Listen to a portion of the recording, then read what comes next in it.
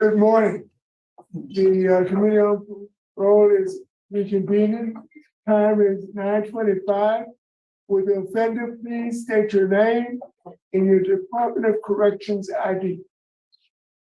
My name is Jody Craig, and my DOC number is 92113.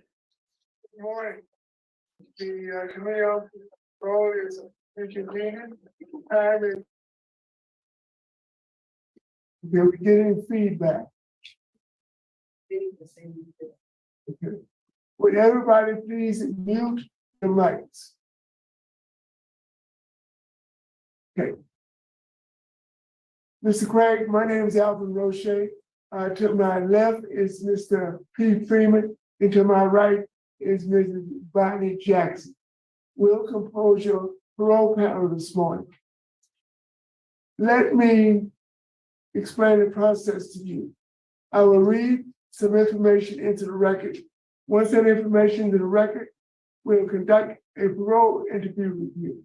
At the appropriate time, we'll allow the warden to make comments, and then we'll let the persons in support of your early release make their statements.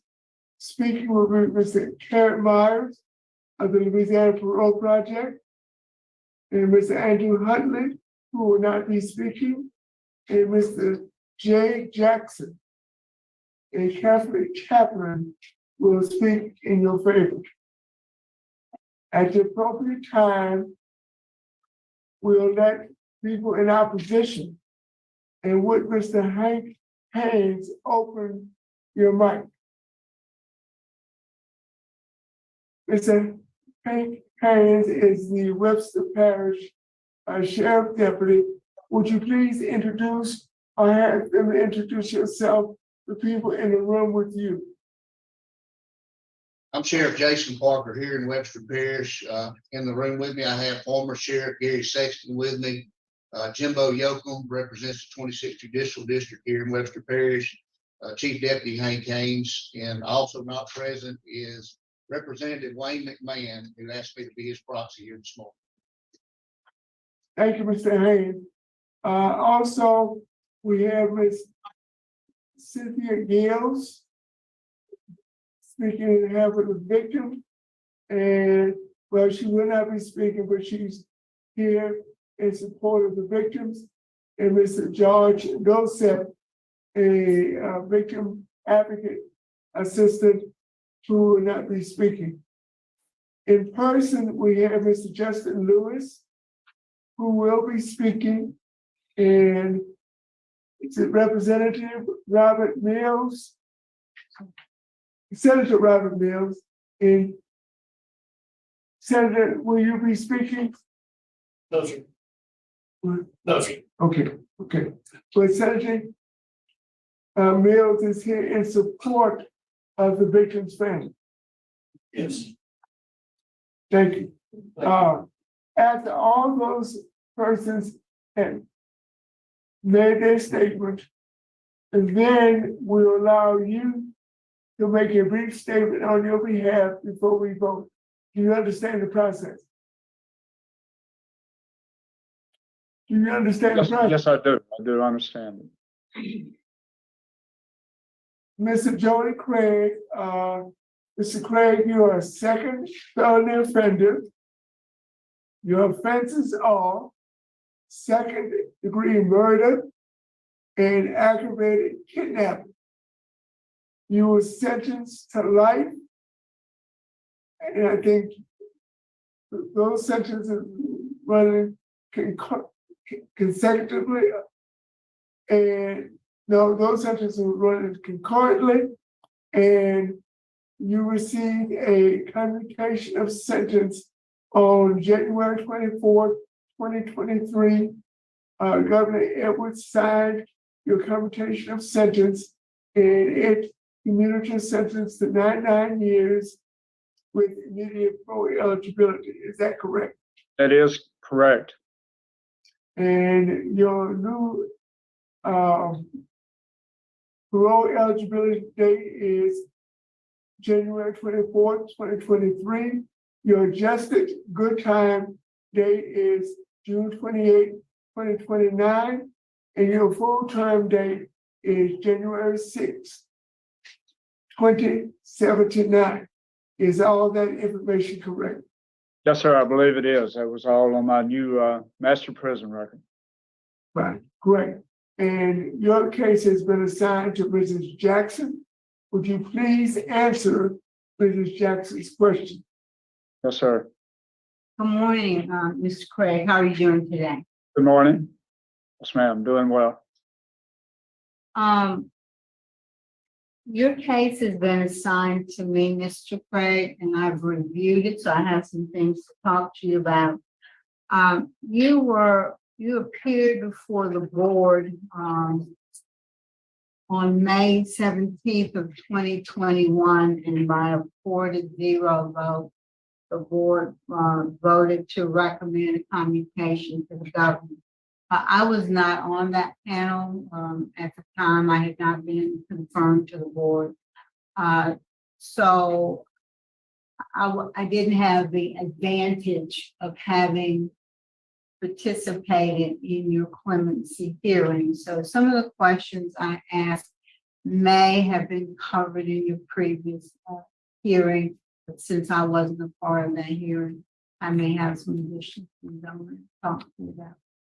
All right. How old are you, Mr. Clay? I just turned 66 years old.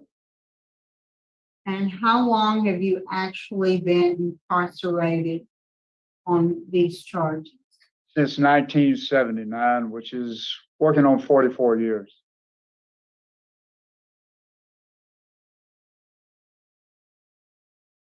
So it's 43 years right now? Yes, ma'am. I haven't completed it. 43 completed.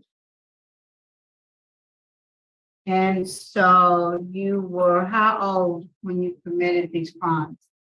21 years old. Explain to me, since I wasn't at the previous hearing, how it is that someone 21 years old is involved in this kind of criminal activities. What was going on with you at that time that brought you to this point? Yes, ma'am. It's really, it was an irrational and immoral act. I had a serious alcohol problem at that time in my life. Let me slow you down a little bit. Let me slow you down. How far had you gone in school? Did you have your high school diploma? I got my GED on the streets. I went to my senior year of high school. I didn't graduate, so I got a GED later on.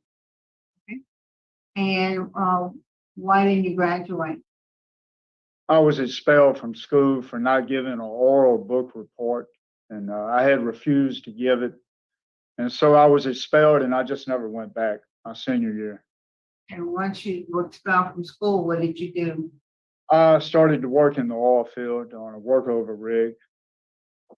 And how long did you do that? For a couple of years, maybe not even that long. I started spending more money. How old were you when you started working in the oil field? I was around 17. I was just about to turn 18. So you were working in the oil field. And you did that for a couple of years, correct? So you're 19, maybe 20 around that time? Yes, ma'am. I guess so, right. Why'd you stop working in that Well, occupation? like I say, I started devoting more and more of my time to where I would drink and I would smoke marijuana. And it ended up. How are you doing that? Well, I worked occasionally for a contractor. I'd work a little bit and then we would quit and then I'd go back to work again. And I was just living around the house and all that. And so most of my life was devoted to partying. That was just really staying drunk and staying high most every day.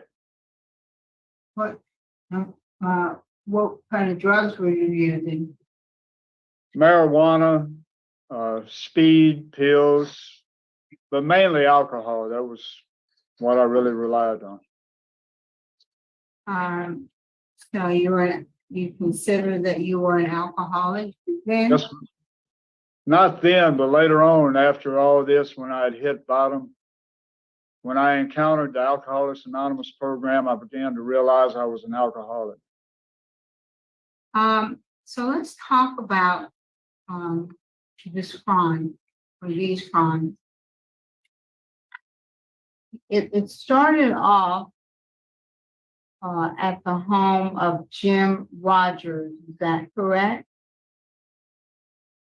Yes, ma'am. It didn't start off then. I had threw a ride in a truck that I had really stolen or just taken advantage of. I was with an associate drinking.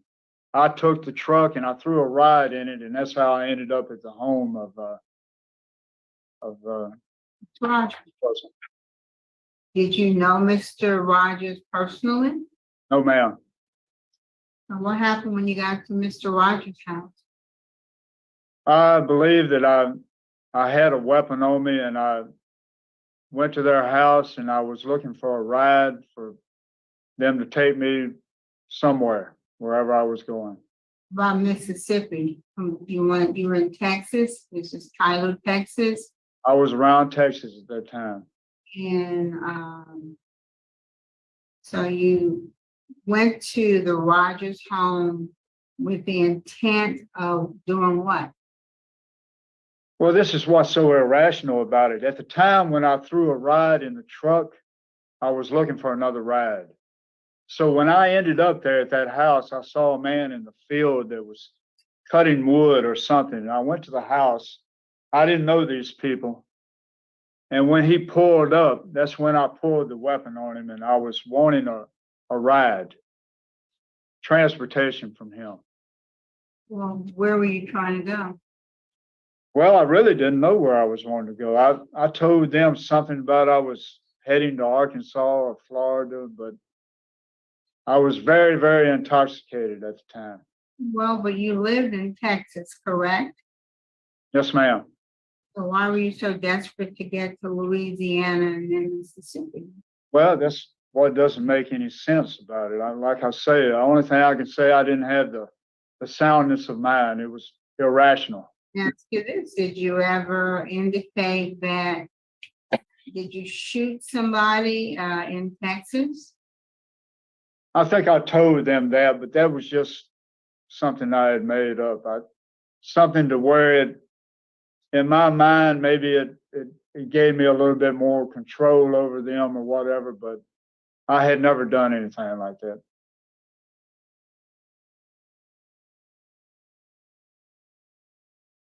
So you force Mr. Rogers, into his vehicle, and you forced him to accompany you to Louisiana. Is that correct? That is correct. And then you arrived in Bossier City. Yes, ma'am. What happened in Bossier City? We pulled into a restaurant area, and I seen some people exiting the, I believe it was called the Ravana restaurant. And I took them hostage in order to gain another ride and let Mr. Rogers left him there to go on his way. Why did you do that? To gain another ride, another transportation in order to go wherever I was going. Why didn't you just continue on with Mr. Rogers? I don't really know. I didn't. That's what happened. I let him go and got another ride. So you drove from Tyler to Bossier? He did the driving. He drove. Yeah, we went from Tyler to Bossier. That's probably 2 hours or so. Yeah, probably so. Okay. So during that 2-hour period, you weren't kind of sobering up in? No, ma'am. And then you encountered this couple leaving the restaurant. What happened? What happened there? I pulled the gun on them and told them that I needed to ride, and they complied, and we got in their vehicle and left.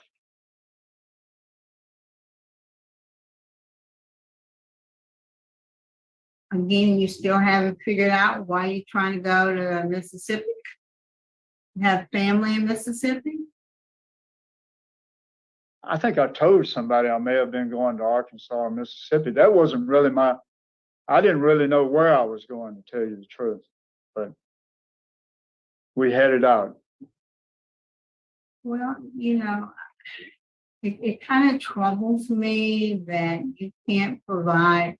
I mean, I understand being drunk or impaired, but, to be delusional, which is what you're having us try to believe. I'm struggling. I know it is, you can't make any sense out of this. And all I can say is at that time in my life, which I take responsibility for all of this, and I am remorseful for what I've done with the victims and everyone else, but it was a totally irrational act. And at that time in my life, alcohol Let me ask you this, okay? Just- What were you, had me really out of my mind. what were you intoxicated on? Oh, I started out drinking beer and whiskey and everything else. I used all of this in a combination. Well, I understand, I'm just, having, not that I drink particularly heavy, but I am familiar with, drinking alcohol and never smoked marijuana, but, typically doesn't cause irrational behavior. And a person is more likely to fall asleep sometimes. Well, in this case, it was not soundness of mind and it wasn't rational. If you look at all of this, none of this never should have happened. Agree It with makes no sense. It was irrational. And at that time in my life, the alcohol consumption and the other drugs that I was using placed me to where, yes, I am responsible. I made these choices. I know what I did was sinful and it was wrong. And it makes, to try to explain it to you in a rational way, it was totally irrational. It was immoral, it was wrong, it was sinful. that. But So I can't explain it in a rational manner. after you encountered Miss Baxter and Mr. Hardaway, Right. you kind of took them hostage also. And again, you're telling them that you shot a man in a bar in Highland, Texas. You didn't know if you killed the man. You did not want to go to jail and had planned to travel to Mississippi to hide out. Do you recall telling them that? Yes, I did. And I think that was a way to gain control over them or persuade them that this was necessary in order for them to give me the ride wherever I was going. How long do you think you rode with them after they were Well, thinking back on it, when you're intoxicated, time is different, a different perspective, but I guess it was a couple hours, maybe longer. I don't really know.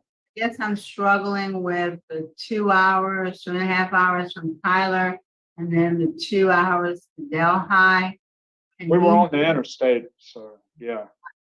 you hadn't sobered up any, you hadn't fallen asleep.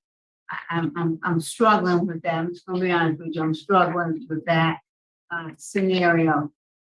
So you instructed Mr. Hardaway to pull the vehicle over at the Delhi exit.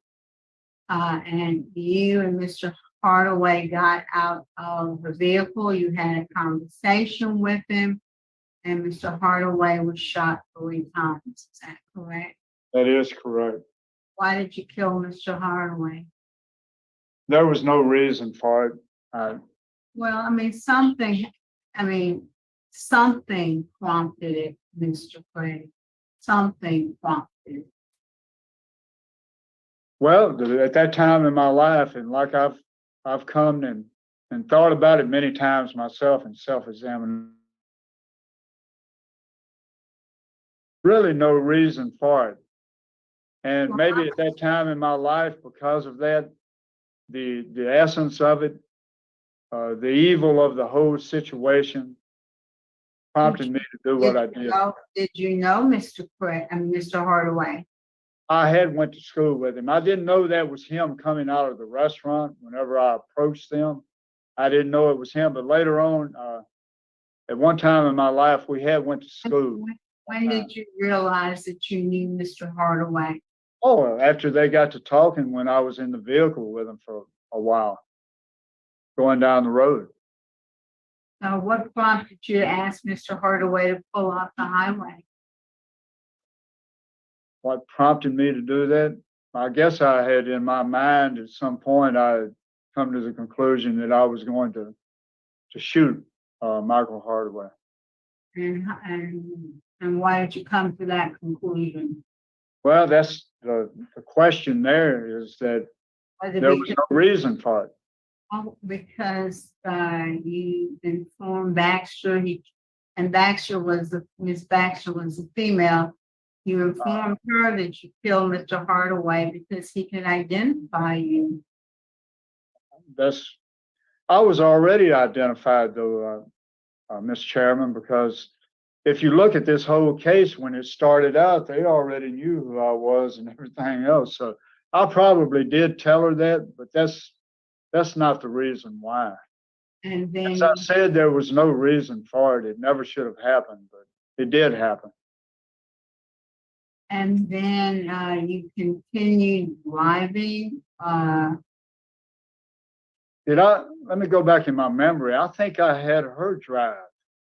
Yeah, you can remember some things, but you have really big gaps about the important things. But you all encountered a roadblock in Vicksburg, Mississippi. And that's when you were arrested. Is that correct? That is correct. And there are mostly, I can't remember, the only thing that a lot of times respectfully with you, this whole thing was, as I said, there is no reason for it. It never should have happened, but it did happen. I'm responsible for it. I did it. But as far as intent, I never planned to do any of this, but it did happen.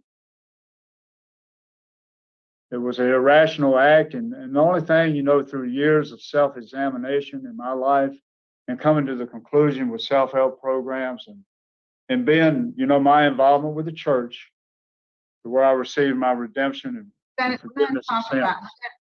Mr. Craig, we're going to talk about the things you've done since the shooting, since the incident, because that's also important in our decision making. But another thing that's equally as important is whether or not person. It's one thing to say you accept responsibility.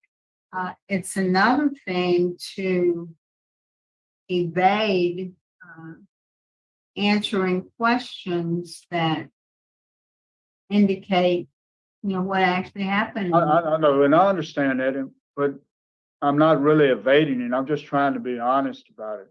When you ask me what the reason was, I don't really know the reason. And after all these years, I still can't quite understand it, except that it was in my life at that time, it was a totally irrational act. It was sinful. Were you It was evil, and I did it. Suffering from any form of mental illness? When you talk about someone being irrational and acting in a rational way, that would be indicative of some sort of mental health issue. And I don't have any indication in my record that you suffer from any diagnosed mental illness. Well, that's true, but apparently I wasn't totally the way that I should have been at that time in my life. That's for sure. It would be indicative of that. But Ms. Jackson, if I could share with you just one moment. Sure. When I came here after all of this, Mm-hmm. I had really hit bottom. And I felt guilty about all this, not only the victims, with Michael Hardaway and Miss Baxter and my family and everyone that I had affected society. I had hit bottom. And I had to come to a conclusion to do some self-examination. And when I came to Angola, even though this is a maximum security prison, when I got involved with Alcoholics Anonymous right here, and they told me about that program, I began to understand where I had made mistakes in my life and what was going on, that I could not claim soundness of mind whenever I drank these large amounts of alcohol. And I did this crazy, bizarre stuff. And so with that, I didn't want any more trouble. I can't change the past, but I have changed the present and I want to change the future. And thank goodness, years later, after all these self-help programs, I got involved with my church too, through the Catholic Church. That's where I learned about Jesus Christ. Mr. Craig, I've come to know. Mr. Craig, you will be given a chance to make a closing statement at the end of this hearing. All right, yes, sir. All right, Mr. Craig, I do know that you have only had a total of 12 disciplinary write-ups in your 43 years of incarceration, which is, a really outstanding disciplinary record. I'm showing that your last disciplinary write-up was in 2002. Do you recall that incident? I don't know which one it is. It's been so long ago, but I have had very few write-ups. I understand, but you don't recall the very last one you got. You don't recall that. What is the rule violation? Do you know? I don't know that. I've had very few. I understand. So that should make it easier for you to remember when you've had 130 or 40 and understand why you might not be able to understand, but you've only had 12. If you don't remember what it is, that's fine. It's not. I don't remember the last one. No, ma'am. I'm looking at your programming, Mr. Craig. You've done Living in Balance 1 and 2, which is substance abuse, and you've had AA, NA. How long have you been affiliated with AA and NA? Oh, well, when I first started out for well over 25 years, but when I got involved with the Catholic Church around 1995 or 96, I devoted more of my time to the church. Okay, sir, please, I know you want to talk about all the great things you've done. I want to know what you're sitting here telling me today that these horrific crimes that were committed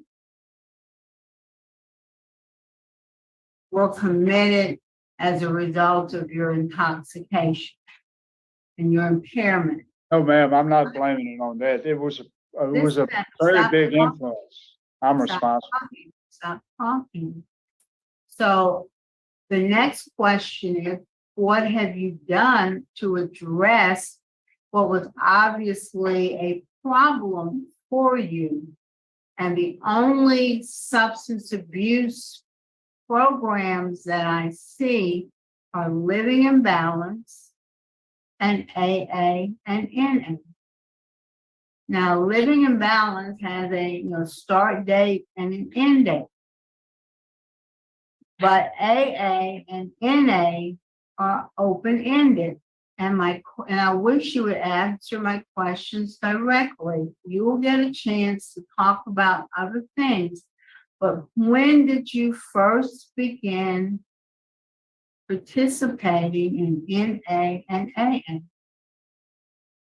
Around 1981. And how long did that participation continue? Until 1996. So when did you do Living in Balance? That had to be somewhere in the year 2000 and let's see if I go back, Living in Balance, that'd be possibly 2011, something like that. Since that time, have you been involved in any substance abuse groups or programs? No, ma'am.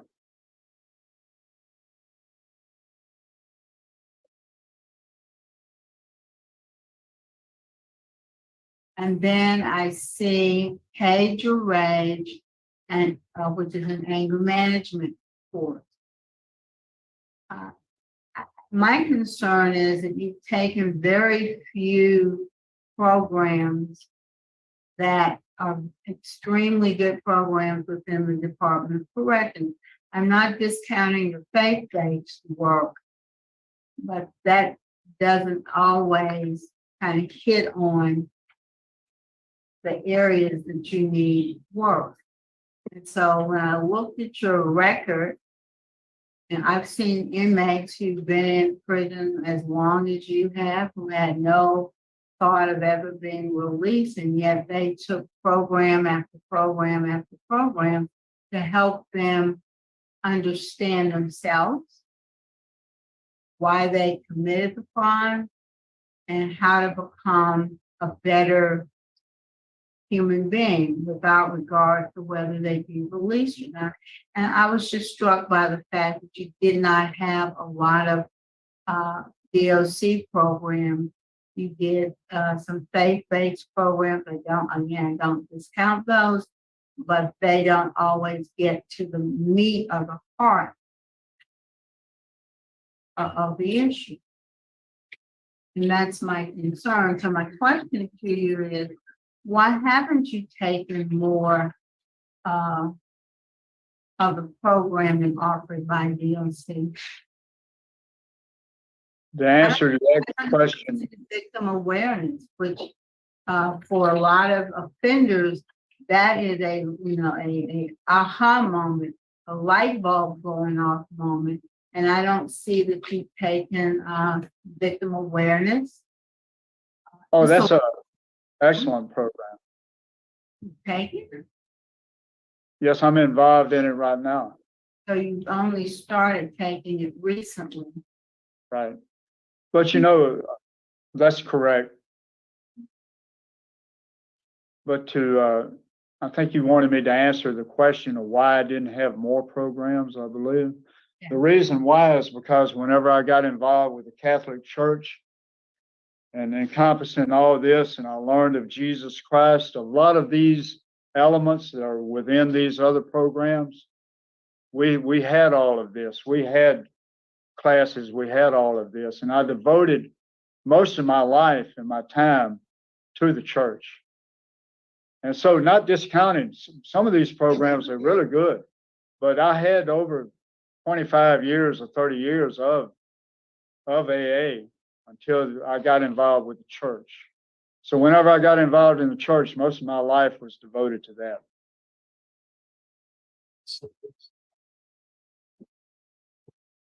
So what community service work have you done within the institution?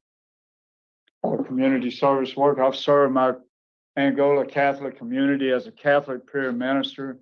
I've went to the cell blocks with other inmates. I've conducted classes to where I've taught Bible studies, RCIA, the entrance into the Catholic community. I've been involved in Toastmasters where we taught public speaking and we helped other inmates with leadership.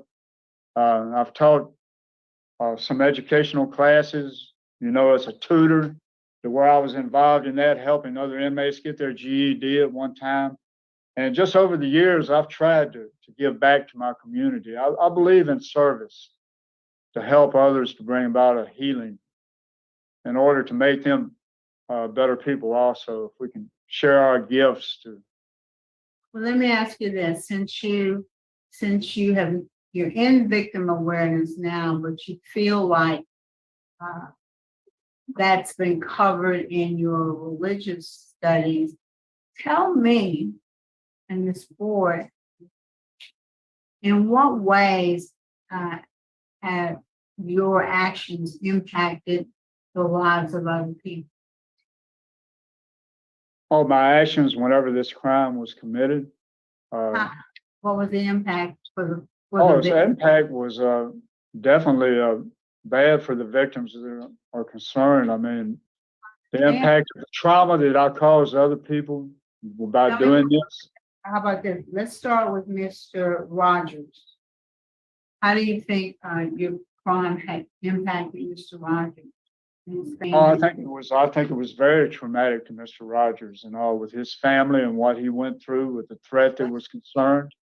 And you know, I feel like I'm very remorseful to it. If I could talk to Mr. Rogers, I would convey that. Okay, you talk a lot, so stop talking. Just using the word trauma doesn't really, I mean, what do you, well, first of all, let's start with his family. He's been abducted. What do you think his family was going through while he was in your control? They probably were going through a lot of concern, fear. They were probably very emotionally overwhelmed, grief. Trying to empathize with them, I can imagine that it was, as you say, words are really inadequate, but it was trauma. It really was a very traumatic episode for them. And for that, I like to say that What do you think inadequate. Rogers was thinking when you were forcing him to drive you? What do you think was going through Mr. Rogers' mind? Well, going through his mind, I think Mr. Rogers was hoping that, that nothing would happen seriously, that he could comply with me and get over this situation, and that he was probably thinking about his family and his loved ones and just trying to get over on this, to get by, to survive. Or there was probably a lot going through his mind at the time. Mr. Rogers, really, I guess we talked a little bit, not to over talk, but Mr. Rogers seemed like he's a very good person. I know this was devastating, and it was something that What do you think? pretty bad. What do you think the long-term effects of this crime had on him and his family? Well, the long-term effect, I guess, yes, indeed, it was something that they talked about and they came together. They were emotionally overwhelmed, and that they gained solace, and that they something they tried to understand all this. And Do you think this experience changed their lives in any way? yes, I would. How? I think it was something that changed their life by the impact of the devastation and the trauma that it caused them, and probably brought them closer together to support each other. But at the time, it was something that caused them grief, that they had to get over. So you think they got over it? I wouldn't know, but I would hope so. I would hope that they would have come to terms with it some kind of way. What about Miss Baxter? The same thing. It was something in her life that I know caused her some emotional and traumatic impact. It hurt her immensely, and by being there, and it's probably something that she may not ever get over. But I would hope that at some point that there What would be. about Mr. Hardaway? What about Mr. Hardaway when you asked him to pull off the interstate and go down this gravel road? What do you think is going through his head? Yes, ma'am. Yeah, it was something that I know I would not want to be going through that. The fear and the threatened part of his life to go through this, to actually have to encounter this, and it's just something that, like you say, that they shouldn't have went through to begin with. Yes, is it after you shot and killed Mr. Hardaway? Imagine Miss Baxter sitting in that car, hearing those shots fired, and obviously she was on a date with Mr. Hardaway, so he was someone that was important in her life. And she has to hear, if not see, him being shot multiple times, and then his killer getting back in the vehicle. Yes, it's terrible. That's right, really is. As you say, you use the word horrific. I guess it would have been. Yeah.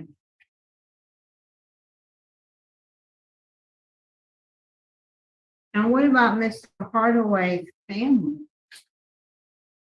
Yes, ma'am. Same thing. Very, very terrible. Horrific, tragic, nonsensical. Yes, ma'am.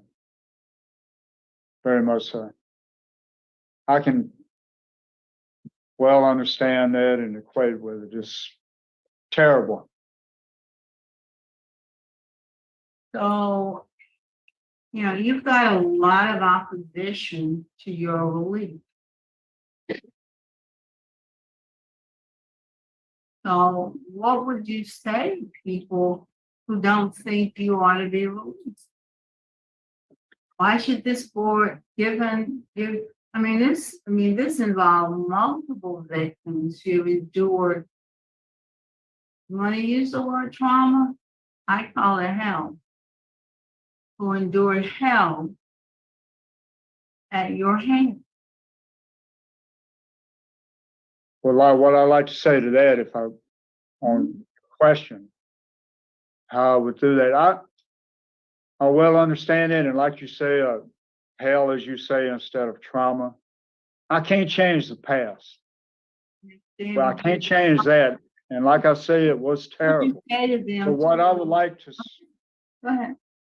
what I would like to say to them is that I've tried here with the help of my Savior to become a better person, try to make understanding of this, tried to, with the victims, to empathize with them and to come to terms with trying, I know words are sometimes inadequate, but to believe that remorse that I do have and the guilt that I've shown, and to let them know that I've become a better person and I want to continue to be a better person. Not only that, but I would like to bring a healing through this to other people, also my family, my community, people that I know, in order to be honest and sincere and to do this, and not only in prison, but perhaps living a normal life in society. Because my intentions are to stay involved with the church. That's the key. That's the key to do all this too. And also, if I could, with even the victims, if they wished it, to establish dialogue with them too, if it was up to them, to where we could. So what would you say to them? I mean, what could you possibly say to them? Well, first of all, I would listen to them, and then I would respond and try to empathize with where they were coming from, questions that they might have, and to respond to it. Warden, is someone with a prison in the room? Oh, Warden. Hey there, Warden Fellow. Good morning. How are you? Doing well in yourself. I'm good. What do you have to tell us about? Jackie, you've been very thorough in your interview. I really don't have anything that I could add to it at this point. Well, thank you, sir. All right. Mr. Roshan, that's all I have. Thank you, Ms. Jackson. Before we go any further in this hearing, I'd like to apologize to Mr. Craig. I didn't recognize your guest at Louisiana State Penitentiary, and I will do so right now. Present at Louisiana State Penitentiary is Ms. Melinda Craig House, the assistant, and she'd like to make a statement. Ms. Gloria Besley, your a friend, Joe Bethany, a friend, Beth Craig, your sister-in-law, your brother, Tracy Craig, Captain William Messenger, and one of my favorite people in the world, Deacon Zeke Nola, and Deacon Zeke would like to give us a statement at the appropriate time. So, Mr. Freeman, do you have any questions? No, sir, Ms. Jackson covered the question a lot, not so many clients. Okay, at this point, I'd like to hear from your supporters. First of all, let's hear from Mr. Kerry Myers of the Louisiana Parole Project. Good morning, Kerry Myers of the Louisiana Parole Project. And we're here today on behalf of Jody Craig. Jody's here today, obviously, because this board knows that he received a commutation that was signed by the governor of this sentence. Jody's been incarcerated for 44 years. As you heard it in his own words, he understands the gravity of his crime. He knows he's caused a lot of harm, but he spent those 44 years doing everything he could to be a better person. He can't ever change what he's done, as he said, but I can tell you that I know Jody personally. I was involved with Toastmasters for more than a decade with Jody. Jody was a leader. Jody was the person who constantly offered the opportunity to help other people to grow. I've watched him personally grow as a leader. I knew that he was involved in the Catholic community and know that as he went through those programs, he went through the ministry and theology program, which was an extensive multi-year program, actually on college level programming. I can tell you that Jody's character is, you can find it just in every record and the things that he's done. Jody's character is exactly what you see. He's a humble person. He's a person who is willing and not just willing, has a deep desire to give back. He knows he can never undo the harm. The only thing he can do is to continue to give back. His disciplinary record, his work at the prison, his involvement in the community at the prison through things like Toastmasters and Siege, the Catholic community, simply just exemplifies that desire. We'll provide, Jody has a strong reentry plan. He's going to come to the parole project. Once he has completed parole project, he's already started his IHOTS to Texas, where he'll live with his sister. Jody has a plan once he gets to Texas for further sobriety, seek out AANA, not only sponsor an NAA, but to continue working in the community with other people. So we would just ask the board to take all of this in consideration today. Grant Jody. Thank you, Mr. Myers. Chaplain Jay Jackson. Yeah, my name is Jay Jackson. I served as the Catholic chaplain at Angola from 2016 to 2021. And prior to that, I was a volunteer from 1999 up to 2016.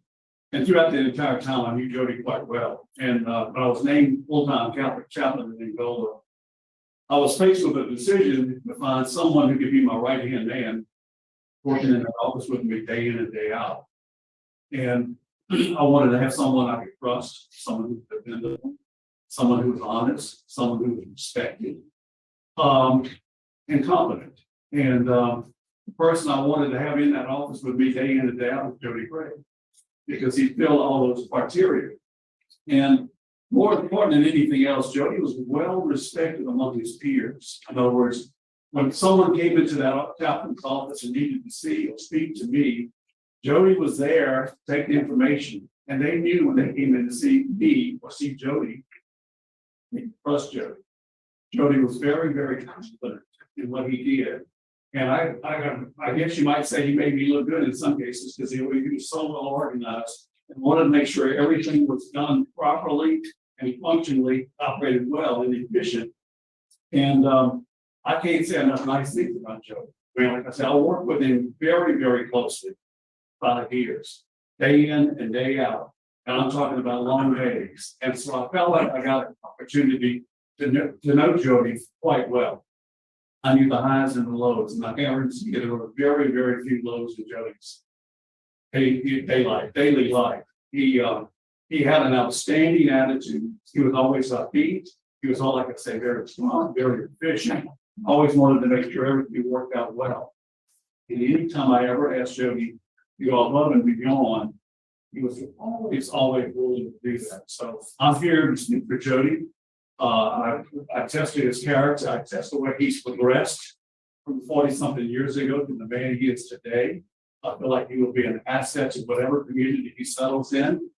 I've had an opportunity not only to work with Jody, but I've got a chance to meet and talk to his sister regularly, where he will be staying once he gets out. That opportunity exists. And so I feel very confident that we will help with the parole project when Jody first gets out, if that happens. And subsequently after that, we do the same with his sister, that Jody will have all the solid support he needs to succeed. And so again, I ask you all to extend the recommendation. Thank you, Chaplain. Thank you. At this time, would Ms. Melinda Craig House keep your seat and just speak to us, give us your statement? Good morning. Yes, sir. I'm Melinda Craig House, and I'm Jody's sister. I'm the youngest of the family. I would just like to speak in support of him today, and I would like to let you know I've been coming to Angola since I was 15 years old, and throughout the years we've been here and seen the change that Jody has made in his life. Our family would like to express our sincere sorrow, and we just pray for the victims and their families. And I'd like to say that we wouldn't be here today in support of Jody if I felt that he had not changed his heart and that he had turned his life around. I know that he had the desire and willingness to want to change, and if he could change what had happened, I know that he would. My family were able to provide a loving and stable home for Jody. Also, in the community in which we live, there are 2 well-respected leaders in our community that have offered Jody employment. We live in a community of faith-filled community who are praying for Jody, who love him and who love our family. And we're very blessed that we live in such a small community and be a part of that. And I feel like with his trustee status of over 30 years, his conduct record, and his faith ministry here at Angola, and the programs in which he's completed for over 40 years, and the many mentors that have been involved with Jody, and the many who reach out to us and have told us what an exceptional inmate and model inmate and how he gives back. Of course, we didn't ask for that. They tell us. But also, we just feel that those are all examples of his changed heart in the way that he's turned his life around. And we believe that he will continue. And I feel like God has used him here, and I feel like Jody would be able to do great things if given the opportunity. And we just humbly ask that the board would be able to grant Jody's parole and early release today. And we appreciate your time and consideration. Thank you, Mrs. House. Deacon Nolan.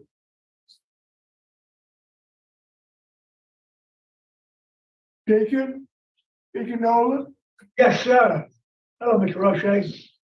hello, Deacon Nolan. Yes, Would you want to your statement? yes, Go ahead. Go ahead with your statement. okay. I'm very grateful to have met Christ in Jody Craig. Each morning for many years, we have prayed together the Liturgy of the Hours, the official prayer of the Catholic Church.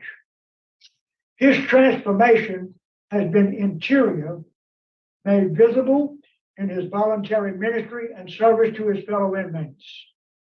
Thank you, sir. Thank you, Deacon. Now, first of all, we'll hear from Deputy Sheriff Hank Haynes.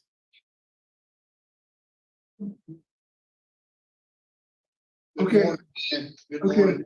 Okay. Jason Walker, Sheriff here in Webster Parish, along with former Sheriff Gary Sexton. Jimbo Yoakum with the DA's office here in Webster Parish. He had to step out and go to court along with Chief Deputy Hank Haynes. Not present is Wayne McMahon, our state representative. And we just, in behalf of trying to save some time, we want to let y'all know that we stand with the family in opposition of the early release. And that if we understand that in June of 2029, that his good time would be available, and we ask that the board consider waiting until that time and reevaluate at that time in 2029.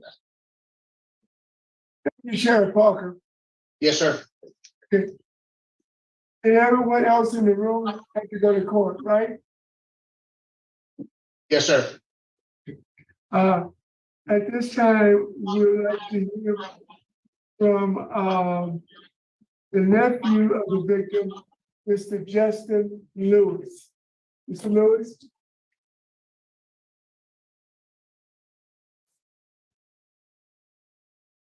But So, just give us your full name and your relationship to the offender. I'm Justin Lewis, and I'm the nephew of Mike Harwood. Okay. Sheriffs of Richland Parish, Warren County, along with the chief of police in Vicksburg, said that he killed him because of him. The surviving victim told me last week Jody killed him because of him. Jody's family gave Mike's family bull yearlings every year in the little town of Shongaloo, Louisiana. Okay, they knew each other, spent the night in the house together. He did not kill Mr. Rogers. He did not kill Miss Baxter. He killed Mike. So, during the clemency hearing, there were words used such as mercy, genetics, irrational, profound, Catholic, and AA. I've heard many of those words today. It was told by Jody Craig in the clemency hearing that alcohol had a profound effect on him and led him to make some irrational decisions. He stated that AA and the Catholic Church has helped him change. I know many people who drink and are alcoholics. It's profound in many of their lives and has made them all make irrational decisions. I don't know of any of those irrational decisions leading to burglary, robbery, kidnapping, and murder. I pray that the board will use the most strenuous caution in releasing someone to a society where alcohol can be purchased on every corner to prevent more irrational decisions being made. I'm told AA is something that works well for those who follow it. Although AA is easier to follow in prison, a parole board member said that he didn't know the culture in East Texas, but he did know the culture in Louisiana. He said many people in Louisiana encourage drinking, and I completely agree. I live in Louisiana, and I'm very familiar with East Texas. It's the same culture as Louisiana. I'm glad you go to church. My son said that even agnostics, as you said you were prior to going to prison, in the Marine Corps, go to church on Sundays to avoid tearing down the whole platoon's barracks and putting them back together. The same can apply to prisoners doing hard labor. I have a heart. This gets tough, but it's been stated how well he can do in East Texas. So I apologize to everybody. A parole board member stated that alcoholism is related to genetics during the clemency hearing. He said it was related to genetics and chemical and not just willpower. I agree with that. Science has shown that genetics are associated with killers and murderers. It's proven to be unequivocally clear are both born and made through their genes and environment. There's a reason I bring this up. It was mentioned by one of Jody's supporters who spoke on Jody's behalf that Jody's father was no longer living at the clemency hearing. What he didn't mention was how he died. Jody's younger brother shot and killed his father and was charged with first-degree murder. I agree that alcoholism can be one's genetics. Genetics are related to murderers also. Jody's family member commented on what they've been able to see Jody become since he's been in prison. No one will ever get to see what Mike Hardaway would become. It was highlighted in the last hearing that Jody was only 22. I want to list some of the things Mike had accomplished at 23. He was a loan officer of Indian Bank & Trust. He was chairman of the JCs. I know JCs is mentioned a lot in his parole hearings, and he was up for Businessman of the Year, 23 years old. Jody said he couldn't come up with the words to describe his actions that day. I decided to help him today by reading his words describing his actions that day from the public record file in Richard Parish. You said you were in a bar that morning and got an overwhelming feeling that you needed to get out of there. It was Ricky Black's truck, by the way. You immediately walked out of the bar and stole a truck. You said you weren't in control of your actions. Later that day, after the robbery / kidnapping in Tyler, you pulled into a restaurant in Motor City and saw a young man and woman getting into the car. You pulled a gun on them and forced them to drive east towards Mississippi. You recognized the man. You began to feel very strange riding in the car. You became aware of having sexual feelings towards the woman, and you would like to have sex with her. I wonder if that's possibly a reason for killing Mike, since it wasn't because he knew it. You had the man drive off a country road near Delhi. When you got out of the car to urinate, you forced the man out. When you were getting back in the car, you told the man to step back. Then you had this strange, uncontrolled feeling to shoot the man. The next thing you realized was that you shot the man. You heard the man make a noise as he fell to the ground, flopping like a chicken. I would like you to know that this wasn't the end of my part. Mr. Lewis, address us and not. Okay. I would like the board to know that this was not the end of my part of it. He shot him 200 feet from the highway down an old gravel road and then sped off in a car like a coward. With bullets tearing through almost all of his vital organs and shattering many bones in his body, he crawled on his hands and knees all the way to the highway, yelling for help. That's where all the scars came from on his hands that were displayed in his casket. A man named Pat Patterson, nearly 300 yards away, heard him yelling after the gunshots and went to see what the problem was. When Pat got there, Mike was dying.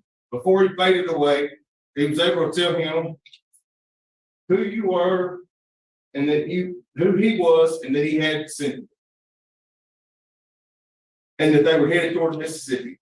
He began to fade as he mentioned his mom and dad being older and his dad not doing well.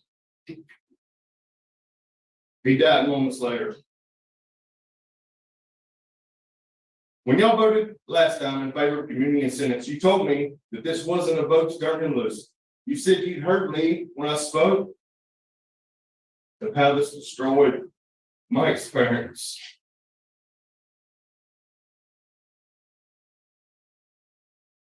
You said you hear me now when I told you Mike's daddy cried every day until he died on December the 25th, 1970.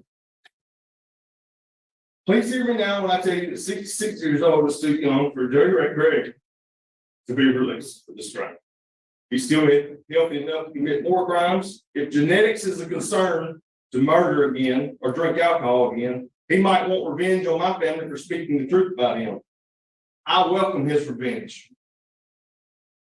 At 66, he'll get to be with his family. If he tries really hard, he'll get married and have kids. I was asked to make a list of family members and how they were related to Mike.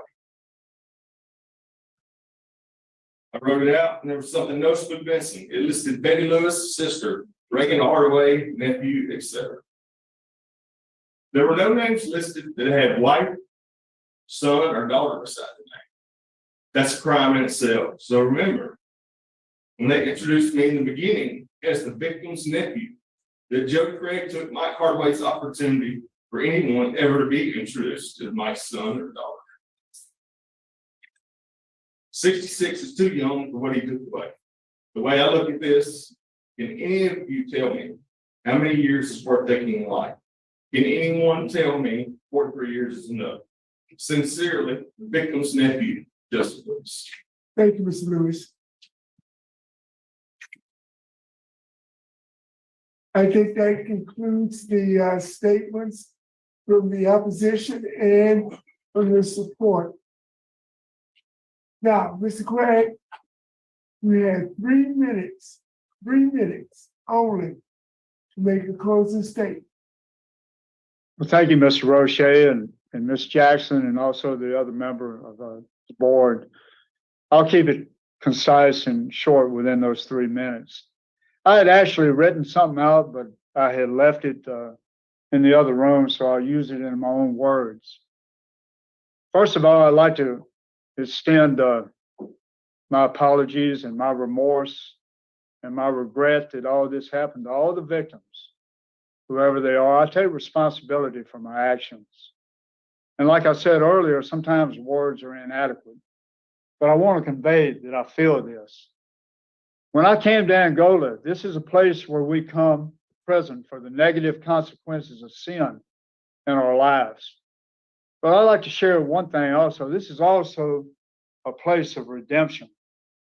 And I've come to know that. I've come to understand myself a lot better, come to grow, to extend this to others, to try to help them.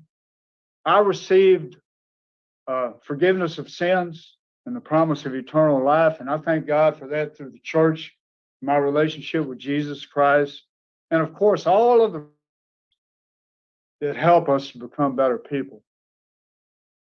And all the victims of this, as I've said earlier, I extend all my remorse, all my regrets.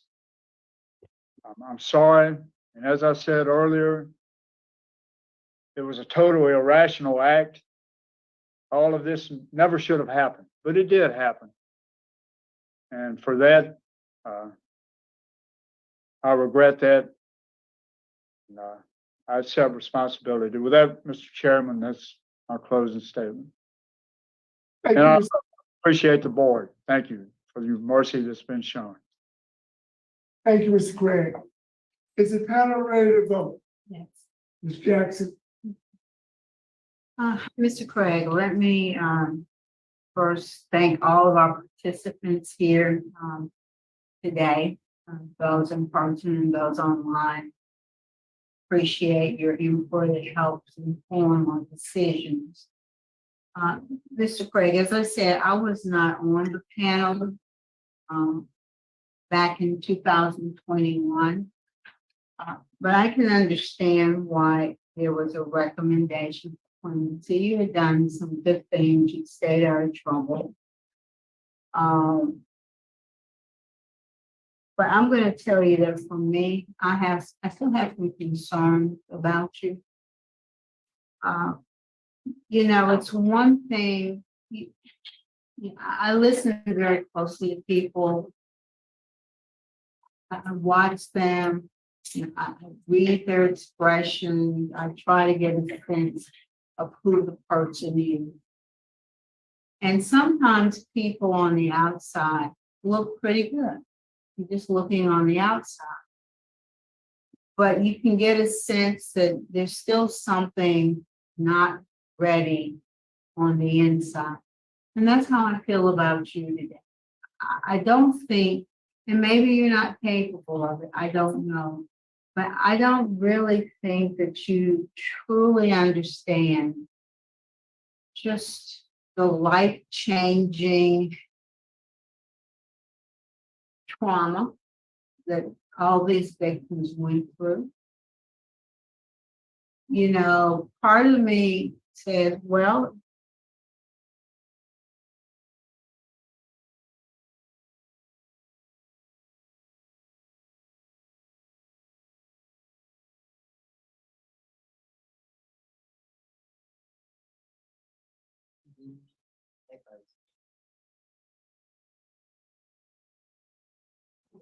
Start back on it. Go ahead. How long have I been? Oh, just now. It just now. Okay. You can Can keep you talking. hear now? Can you hear now? We can, Right, can you hear me? yes, we can hear you, Mr. Roche. Well, you guys froze up on your feed, but we're hearing it through the staff feed. Okay.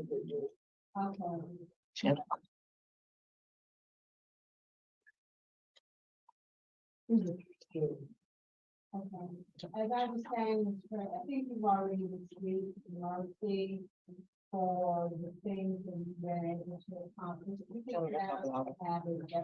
Miss Jackson, You have to talk louder. this is Gordon Bobby. We're having trouble hearing you. All right, let me try to speak up a little. Can you hear me now? A little bit better. Okay. I think you've already received mercy as a result of a commutation to 99 years, which gives you a parole eligibility date in June of 2029. But I think you have more work to do, more introspection to do, Ms. Craig.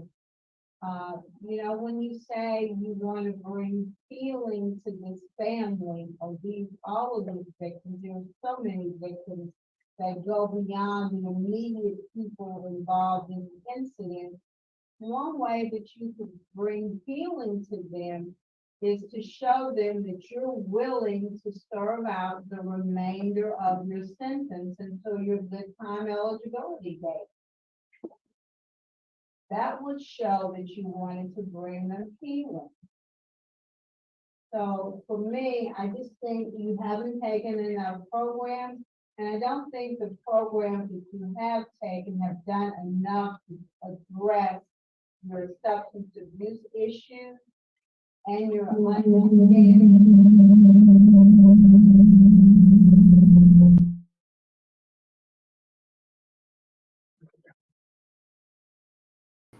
And on so many lives. So my vote today would be to deny because of a lack of programming, because of a proximity to a good time release date, and your need to understand the impact of your crime. Thank you, Ms. Jackson. Mr. Freeman? Okay, Mr. Craig, I've sat here and listened very intently, and there's no doubt you've done very, very well within prison. You have very strong victim opposition. And I know you have the church, and believe me, I'm Catholic and I believe in God and all of those things, but you need classes also. I mean, you hadn't taken a class since 2017, I think it was. And I don't think you grasped what you did. And I think there was some other intent to just shoot the man, and beside, I think he might have known. So my vote today is to deny. Mr. Craig, I've sat here and I've listened intently. It's one thing to say you're remorseful. It's another thing to show it. And you have not shown it today. You would not let Ms. Jackson, or you wouldn't answer Mrs. Jackson's questions directly. You always wanted to highlight your community service, your work. We had that information. You have not shown remorse at all towards the family. This family is still physically, mentally, and emotionally affected by this crime. It was a senseless crime. You were 21 years old, you were a grown man. You knew exactly what you were doing. Or maybe you did because you were so drunk. But you had enough wit about you to steal multiple vehicles. And because someone may recognize you, you brutally murdered the individual because he might be able to recognize you. Based upon the entire legal community opposed, based on the adamant opposition from the victim's family, based upon a history of violence, proximity of your good time date, and the need for additional programming, especially in the area of substance abuse, my vote is to deny your request. You have a good day. This concludes this hearing.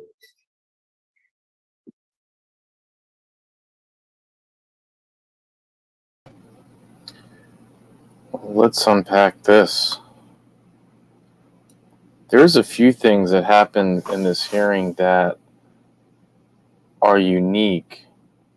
One is that he was granted a commutation. You know, let's not forget that he was given initially a life sentence without the opportunity for parole.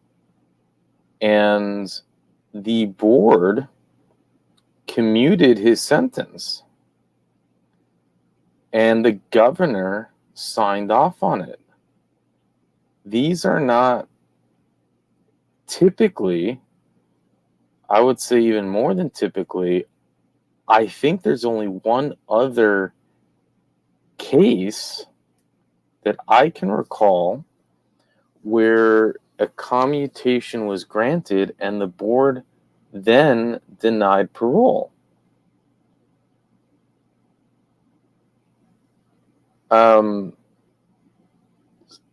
I've always assumed that it was pretty much the parole hearing after commutation is granted is pretty much a shoo-in. It's procedural. It's almost like guaranteed because it takes a lot for a board to say, hey, we want commutation. The governor then says, okay, you want it, I'm going to sign it. And then it goes to the parole hearing and they say, you know what, we've changed our minds. Now, Ms. Jackson wasn't on that initial board and she made that statement and she took the interview. And there are other things that I think we need to take a look at, which there probably are political things going on. We had a senator. My understanding is we had a senator in the audience. We had a state representative. We've had something that I don't know how many times we've seen it, but we've seen a sheriff get up and speak. We had the DA in the room, but he had to leave because of court. So there was a lot of, I think, outside powers, if you will, that did not want him to get paroled. So I think I'm just stating the facts here. I have 8 pages of notes on this hearing, and I do think that Mr. Roche summed it up on pretty much my 8 pages, which is this man did not show any remorse. Miss Jackson touched on it too. And, you know, she really was going into the classic, beautiful Miss Jackson speech when their connection disrupted it, and she kind of just rounded it off, which is upsetting because there's not much better than a Miss Jackson mic drop, and she was heading towards it. But she was saying, I don't think you grasped what you did, and he didn't. And Mr. Roche, it's one thing to say that you're remorseful, but it's another to show it. And I really feel, and I know that we say this quite maybe too often than I would like, but you know, it is when in Rome, right? I mean, we are watching these hearings. I don't think he has the capability to show it.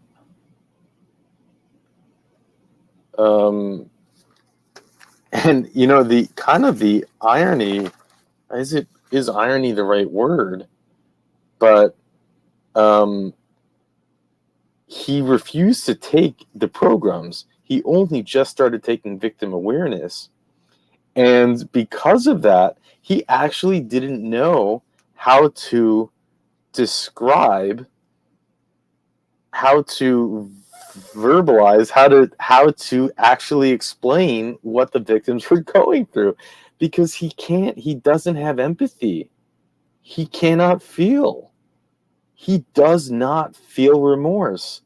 And he didn't have the training to pretend that he did, which is kind of beautiful justice in a way, that he felt that he didn't have to take these programs. If he had taken it, he would have had the know-how to fake it, and he couldn't. Listening to him talk was like listening to a programmed robot, or as a lot of people say, lizard people. I mean, there's nothing there, and even in the words that he said. But let's take a step back and go to page 1 of the notes. So Miss Jackson starts asking the questions, just trying to understand. And apparently he starts off his craziness by getting out of a bar, stealing a truck.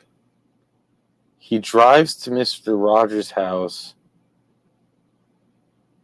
kidnaps him in his truck. For some reason, he wanted to go to Mississippi. He couldn't explain why. As Miss Jackson said, he had a good memory for certain things, but had no memory for others. He drove 2 hours in the truck to Bossier. That's when he saw the couple leaving the restaurant.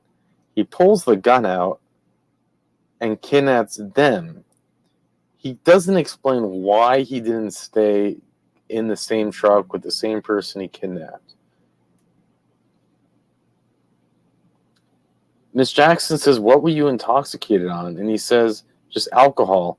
And the thing is that she was trying to get a sense of either you're lying, you were on other things, like it sounds like a classic meth situation, but you know, how can you stay awake and hyper and vigilant for that long in alcohol? She's like, you'll fall asleep. And he did say, when answering the initial questions, that he did the devil's lettuce, as that chapter likes to say, speed, pills, but mostly alcohol. So he could have just said he was on speed, but he didn't. And then Miss Jackson was just trying to get at, well, what was driving you? Like, there had to have been something. Maybe you were actually, I think she was trying to say, either you were on speed or you were actually sober and you're just messed up in the head. You're just a sociopath. And like Mr. O'Shea said, he just wouldn't answer the questions. It was he's just very unlikable. There's something very demonic, to use those words, about him. And what he kept saying was, which is so frustrating, and I picked up on something. He kept saying, none of this should ever have happened. None of this should ever have happened. I wrote how many times he said it, and I think I underwrote it. But it was an immoral act. Like he's trying to describe it through the Bible. It was an immoral act. It was wrong. Well, why did you do it? And he said, well, the evil of the situation. There was no reason. It shouldn't have happened, but it happened. And then I drove to Mississippi. No, so Miss Jackson said, okay, so then you drove to Mississippi. And he said, no, I didn't drive. I believe she drove. And she's like, oh, so I see you have a good memory for certain things. And it was just so bizarre how he had to cut Miss Jackson off and correct her. Well, there was no relevance to it even. It's better that she drove. And that's when the roadblock got him. And again, for the third or fourth time, she's, well, can you just, it wasn't even that Miss Jackson was just trying to get the story. and was asking, so, and he would just keep interrupting her and say, I don't know why, there's no reason, it shouldn't have happened, but it did. And I'll get to to the point that I thought was interesting with him continuing to say it and what I picked up on soon.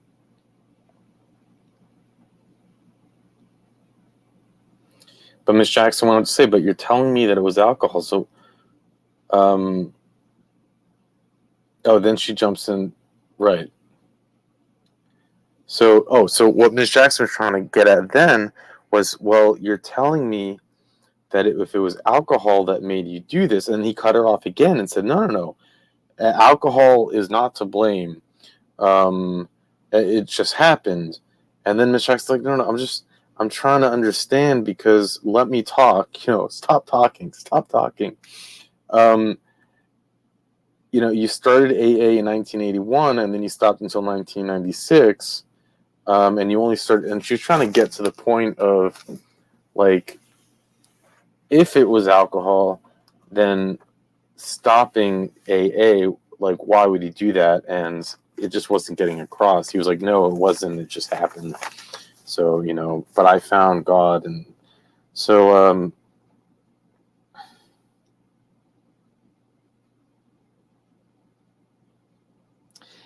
and then this was like the kind of part when you realize that he's like a lizard man and that he's just missing, so tell me what ways your actions have had on other people. And he was kind of like caught off guard, and he had to think about it. He said, well, the impact was bad. The impact was bad. He said, well, why don't you tell me about Mr. Rogers?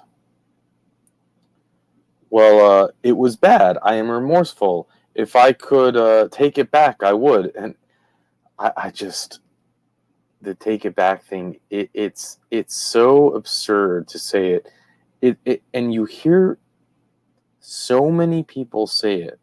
So many people in his shoes.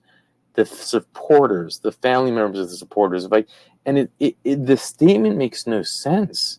Of course you would take it back. You've been rotting in prison for 40 years. You haven't never held an iPhone in your life. Forget a woman in the past 40 years. You've been rotting in a cell with a bunch of men. You've done nothing. You wouldn't take it back?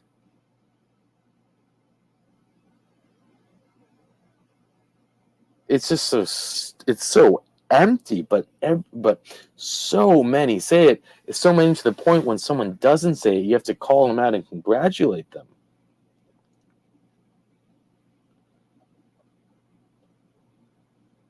And the questions go on to ask, well, what about the family?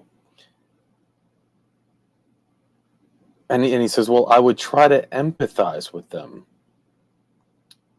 And that's another point. It's like, who says that I would try to empathize with them? What do you mean you would try to empathize? Like, that's something you say when in like a scenario where you can't really empathize with someone, right? It's like when you're trying to connect to someone that you don't really get it, because I would try to empathize. It's like that's not appropriate in this situation. What you did to that, you don't try to empathize. So then she goes on to the next.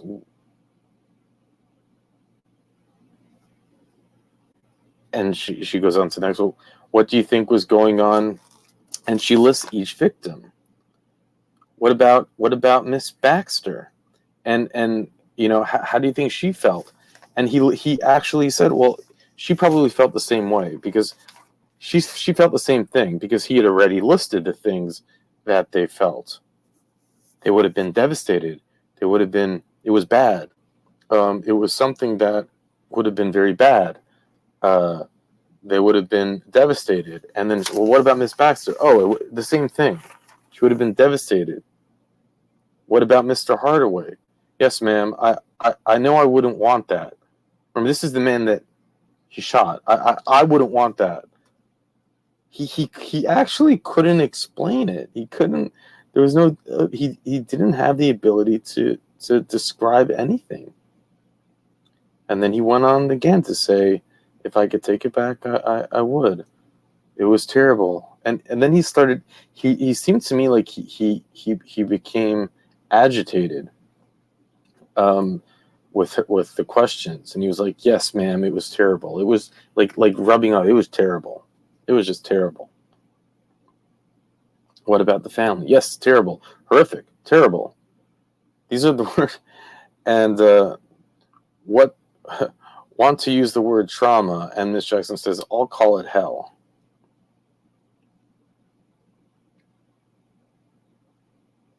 That's a good way to put it. What I would like to say to them is, my Lord and Savior, Jesus Christ, if I could emphasize, I would like to bring in healing to my family and people I know. And he's like, what? You want to bring healing to your family and the people you know?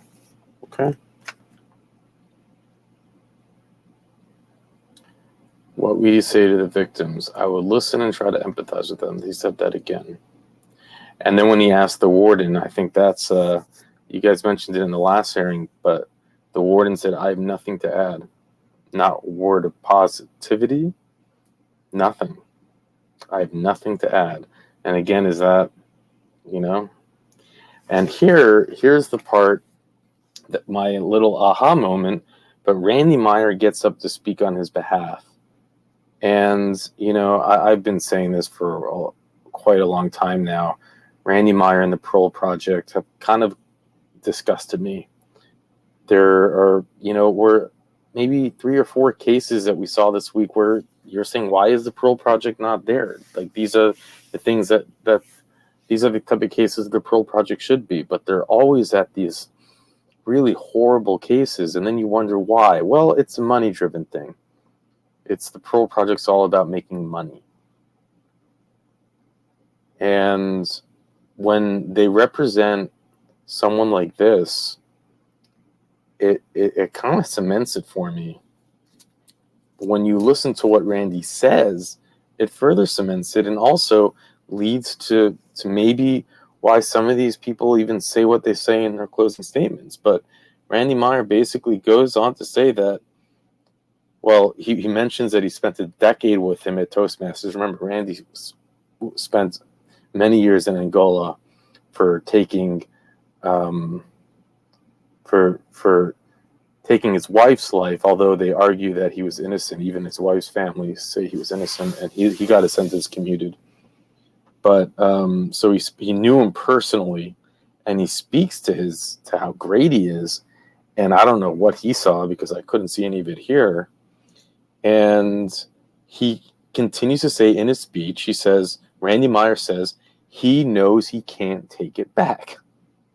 And it's like, if this is who should be coaching you on what to do for parole, if this is like who, maybe this is why so many people say they can't take it back, because even Randy's saying it. And it's such a dumb thing to say. He knows he can't. No, of course he can't take it back. Stop saying it.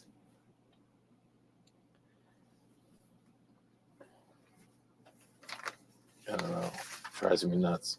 Then his sister spoke, and his sister reminded me like what empathy sounds like, because his sister gets up and actually starts crying and showing real emotion and what remorse sounds like. She wants to offer the deepest condolences to the family. And I was like, yeah, okay, that's what remorse should sound like. That's what he could sound like if he knew how to actually have feelings for other people. But he can't. And then she ruins her, what I thought was a good speech, by finishing, if he could change what happens, he would. And then I was like, okay, another one who wants to say that. ridiculous line.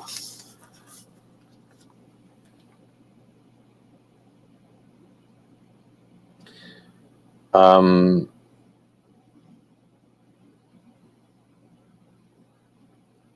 like what the deputy sheriff said, and then the nephew spoke really fabulously, gallantly, and I love that Mr. O'Shea didn't cut him off and say, you only have 3 minutes, and that's one thing I really do love about Mr. O'Shea.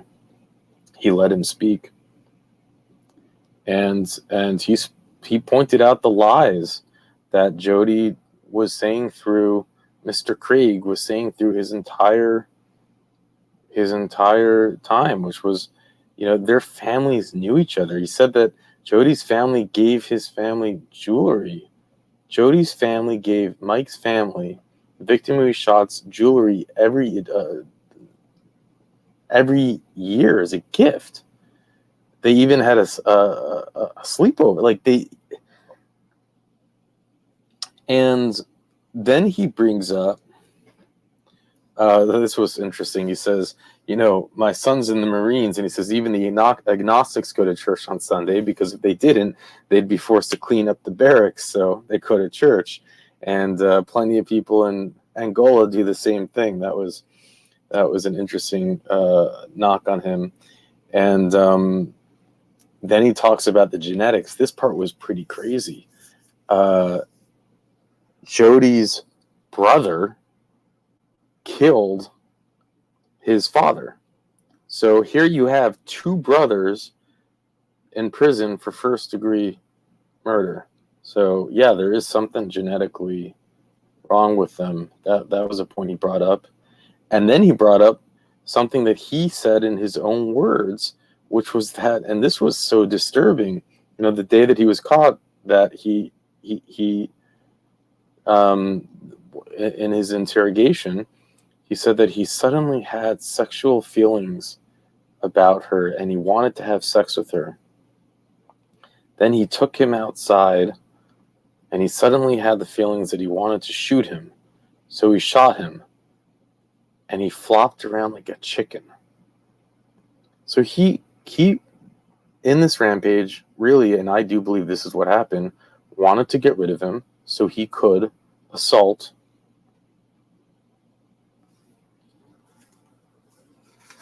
the girl. And what's incredible is that he crawled to the road and Mike was able to actually save her life, I think. Probably save her life, because he was able to tell in his last moments, in his last words, he was able to tell the man that found him, they're driving to Mississippi and they set the roadblock up. And if that's not a hero, I know the word hero is used, but I mean, he saved a life in his dying words, and he sounded like an amazing man. And I know that sometimes the dead are made up to sound glorious, but in this case, he actually seemed like a really incredible person with his accolades at such a young age. And then even just caring about his father and his family. That's where his thoughts were, not about himself. And his father died just a few months later.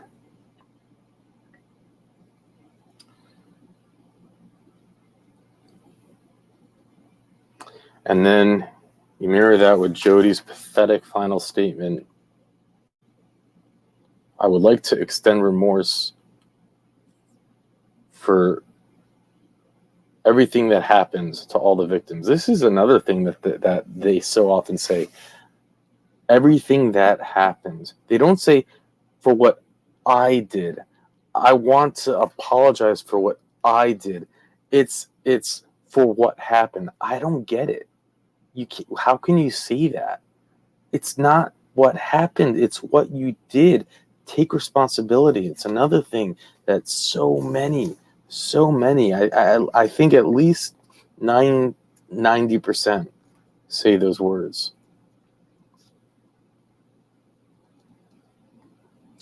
And then he has really what I think is the audacity to say that he received forgiveness and eternal life.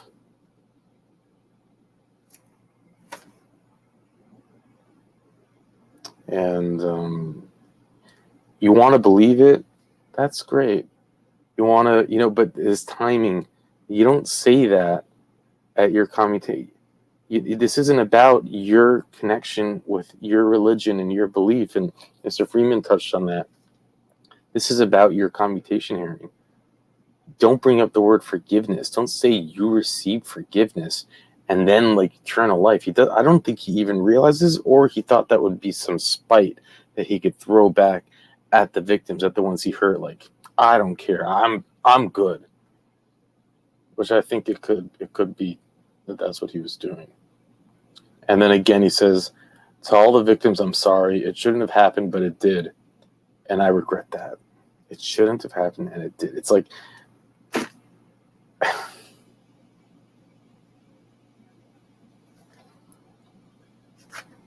I know that was a little tedious to go through my notes, but I just,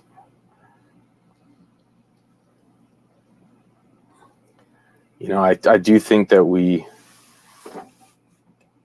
what do you want to call it? You want to call it evil? You just want to call it lizard man? You want to call it sociopath, antisocial? I don't think he has the ability to show remorse. And he doesn't. And, there people are born that way. And some of them make the best of it. They're probably our best fighter pilots and our Navy SEALs and our presidents and generals, right? Like, certain people turn that into a gift, and others become monsters. And it's kind of crazy to think that he's going to have a good time date. And it's hard to understand it, really, because I don't know how you let someone who can't feel empathy and remorse out. But that's what's going to happen. He's going to have a good time date. And I think, only can pray that he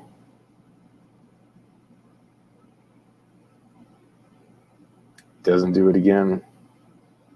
But with that, I'll let you go.